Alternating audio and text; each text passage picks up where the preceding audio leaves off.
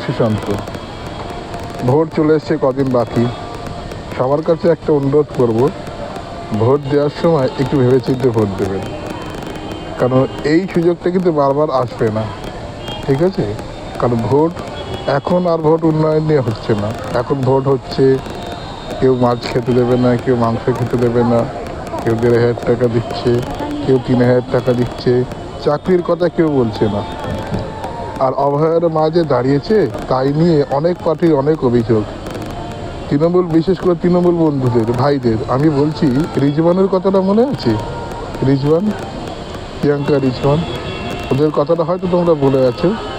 সেই সময় মমতা ব্যানার্জি কী করেছিল? মমতা ব্যানার্জি সাম্প্রদায়িকতা রাজনীতি করে। ওনাকে কে বলেছিল জগন্নাথের মন্দির বানাতে, বা দুর্গা অঙ্গন, বা কালী মন্দির, বা মহাকালের মন্দির কেউ বলেছে? কেউ বলেনি। হ্যাঁ, হুমায়ুন কবির যখন মুর্শিদাবাদে মসজিদ বানাচ্ছে, তখন কার আন্ডারে রয়েছে রাজ্যটা? মমতা ব্যানার্জি পুলিশ আটকেছে? আটকায়নি। তার মানে কি, এরা মন্দির মসজিদ করে হিন্দু মুসলমানদের মধ্যে একটা বিভেদ তৈরি করার চেষ্টা করছে।